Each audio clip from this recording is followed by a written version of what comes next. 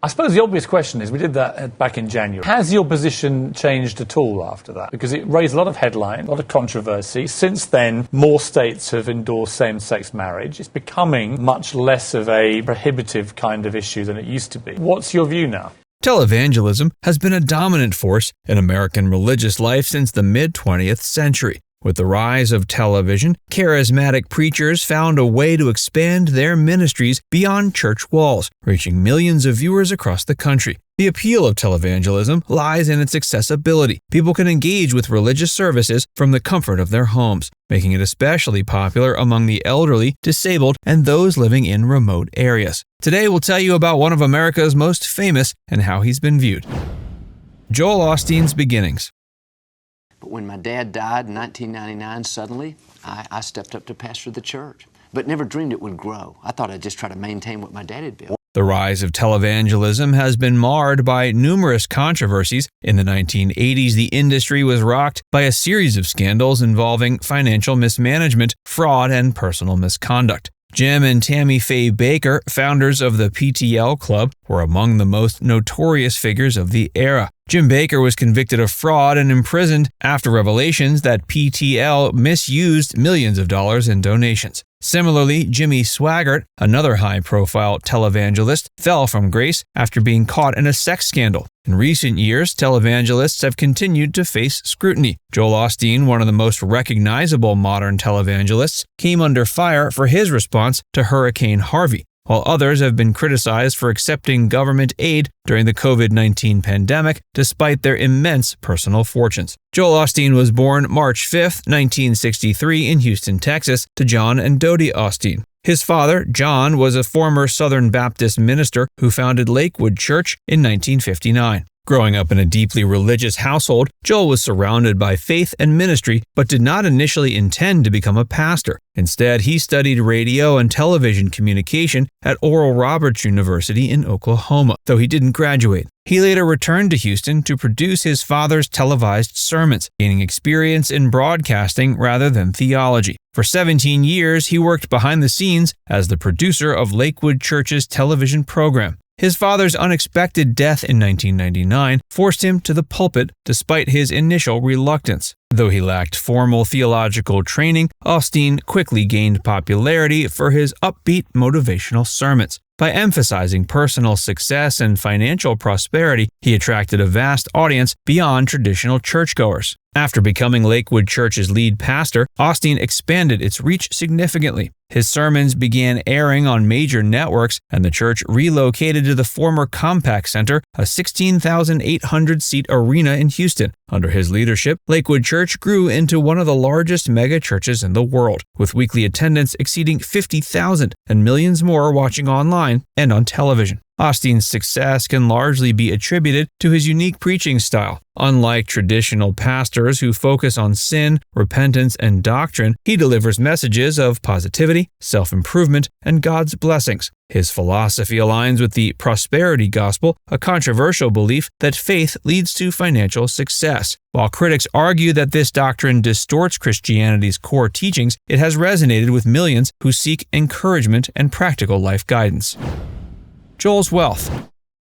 JoelOsteen.com is one of the top streaming sites in the world with 500,000 viewers. On iTunes, you get 4 million downloads a month to your podcast. You have 1 million daily requests for your emailed daily inspirational message. I mean, this is stuff of empires. Huh?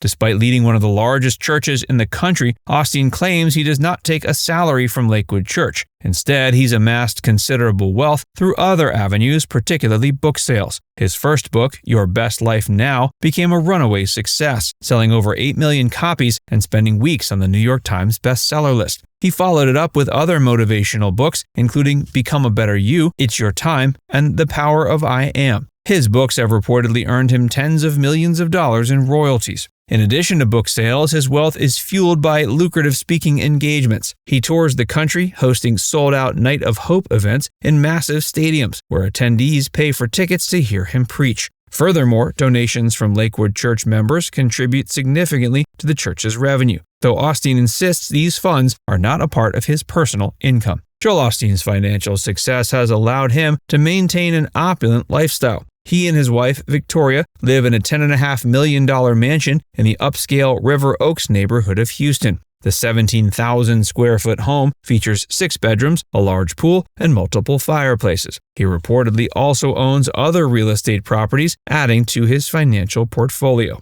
Beyond real estate, Osteen enjoys cars, including a Ferrari valued at around $325,000. While he avoids openly flaunting his wealth, he's been criticized for living extravagantly while preaching about faith and humility. His refusal to disclose detailed financial records has also sparked skepticism about how much of his earnings come from book sales versus donations. Controversies. Now, hundreds of thousands of dollars reported missing from Lakewood Church may have been found in a bathroom wall of the church. I mean, it may sound hard to believe, and the claim made on a radio show is raising eyebrows all over Houston. We're talking about a $600,000 reported theft here.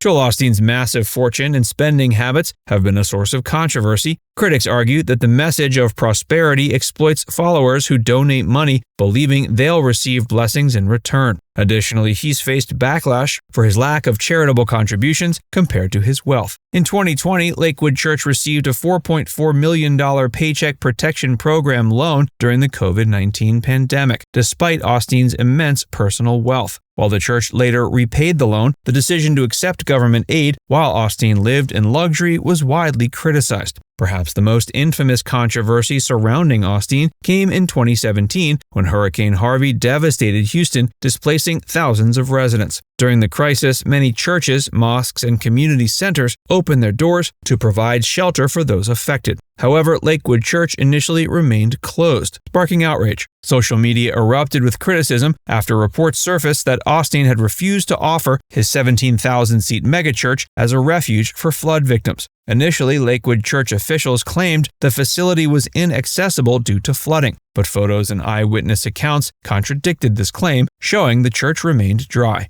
Under immense public pressure, Osteen eventually opened the doors of Lakewood Church, but by then, the damage to his reputation had been done. Did you hear the Joel Osteen thing? Yeah, that fucking fraud. How dare you, Joel?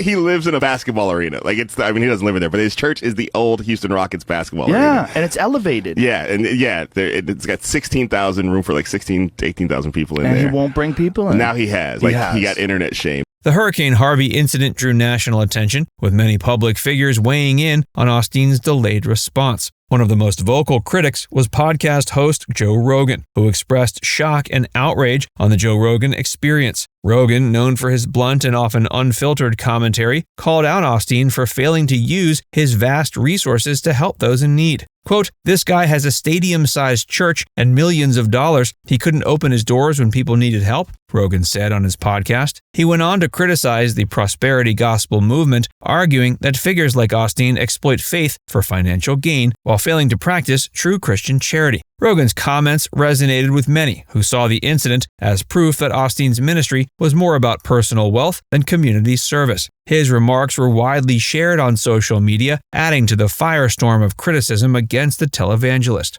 Following the backlash, Osteen defended his actions in interviews, stating that Lakewood Church had never refused to help and was simply waiting to coordinate with relief organizations. He claimed the church had always planned to assist but wanted to ensure safety before opening its doors. Despite the scandals, Osteen continues to enjoy a large following. His sermons still attract millions of viewers, and his books remain bestsellers. While his reputation took a hit after Hurricane Harvey, his ability to maintain influence suggests that his message still resonates with many. Now it's time to hear from you. Do you think televangelists are overall a force for good in the country? Let us know in the comments section below.